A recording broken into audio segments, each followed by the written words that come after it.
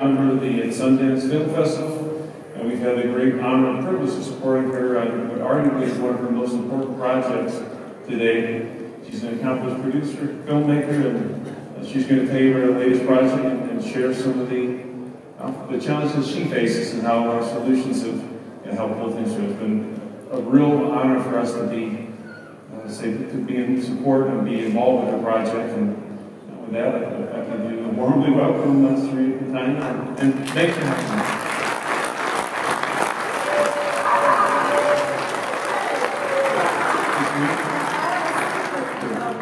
Oh, thanks. No secret, they couldn't afford Madonna. So here I am. But thank you.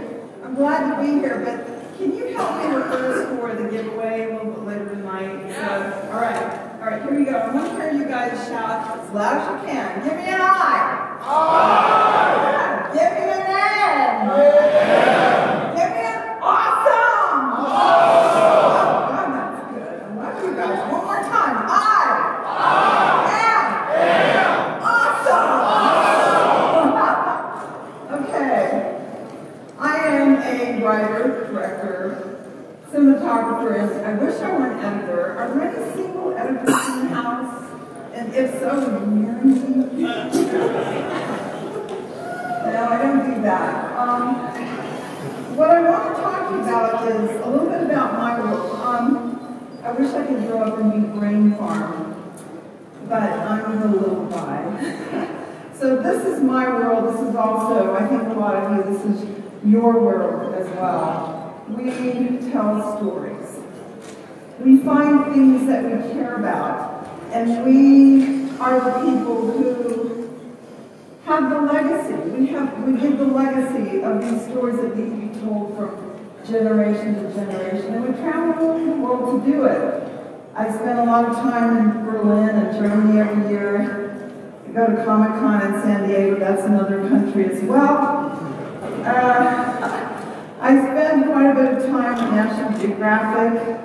One of the shows was Chasing Lightning, and a dear friend, Tim, actually passed away in a storm 2 years after that picture was taken. But what I'm saying is that we make memories for ourselves and for all of the people around the world. And we may be little and we may be big, and we may have small budgets, and we may have huge budgets, but independent filmmakers are important. I go to Kenya, I get chased by lions. I'm out in the field a lot, as many of you are. I'm sometimes way out in the field. You guys in the front row came with me to Nevada, 10 hours away from nothing. And sometimes I'm working with crew, and like with the documentary we were talking about today, sometimes I'm all by myself.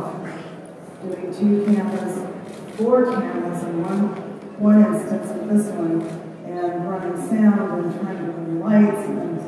But you know what? We love it. Don't we love it? Who loves it? How many of you were told when you were young to get a real job? Did you listen? No, you didn't listen. I didn't either. So sometimes we feel like this was taken up in the mountains, this one bird sitting all by itself looking out at the beautiful white clouds. And sometimes I feel that way, right? But through my life, I've been really, really stubborn. And I think you need to be really stubborn to be successful as a creative in this world. So here are just a few of the very dumb things people in positions of great power have told me over the years that I maybe was dumb enough not to listen to. Nobody's ever going to spend money on a CD-ROM about a movie. And that was Stargate.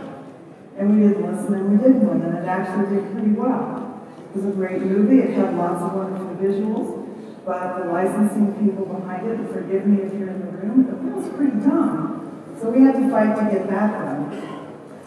I remember many years ago in Aspen, seeing MTV on one of the test channels, running back to the studio. I was at MGMA at the time, and I said, we've got to get involved with this thing called MTV. And they said, it's ridiculous, it's not even a good production value. Then, during the time of War Games, we did the first music video for a film, and the studio really didn't want us to do it. They thought it was a waste of money, and that was for Crosby, Stills and Nash.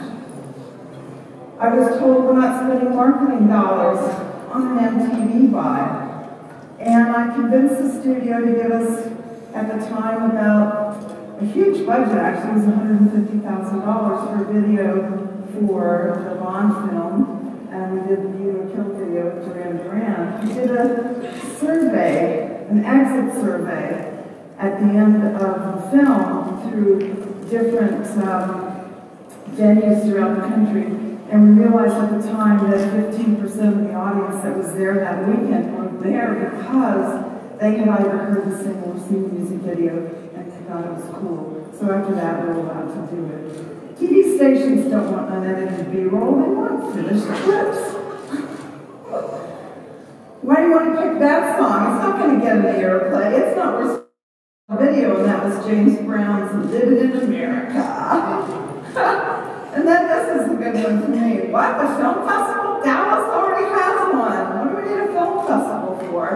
And that picture was taken in 1979, which was the second year with Frank Capra and Jimmy Stewart. And the rest is history. Oh, I was also told I could never get jobs as a director in Los Angeles. So, let's be stubborn. All right, one more time. Awesome! You are awesome. I believe in you. And let me just show you. You've got a domino on your chair. The smallest domino is about 5 millimeters high and 1 millimeter thick. And I will carefully place it. Ready?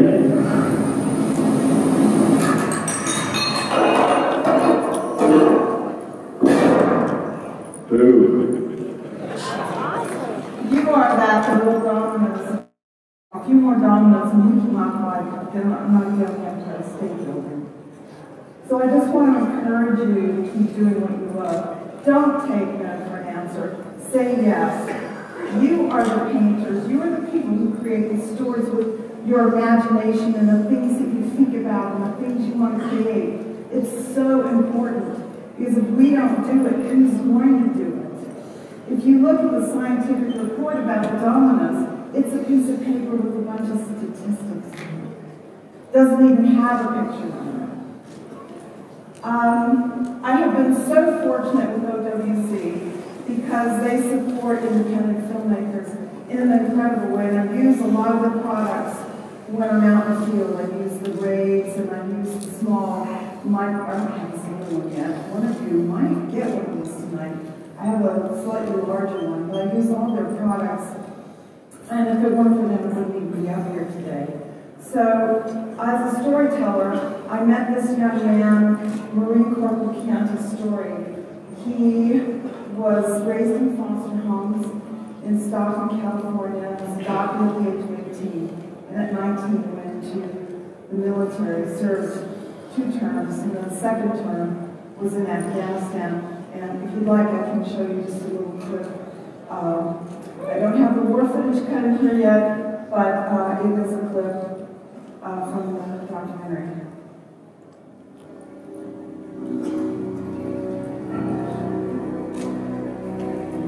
I felt responsible because that is, you know, my team. We're brothers, and I want to make sure I can take care of all my brothers as well as they take care of me. And being taken. Sentence to change his whole life. He had just gotten his first prosthetic. It took years for him to go through rehab. And he was doing mobility exercises one day, and the coach said, "You really should run track, you're natural." And that's what he's doing now. And I'm running out of time. So I want you to take your world and turn it from this into this. All right? I want all of your dreams to come true. And I want you to remember, these dominoes are a present from me to you. I bought them myself, each little domino. I want you to either keep it in your pocket or give it to someone you love. And remember that you have the power of one, but you also have the power of all of us who care about you. So look under your seat, or actually one of you has a double domino. Did any of you get a double domino, one that was stuck together, you probably got over it.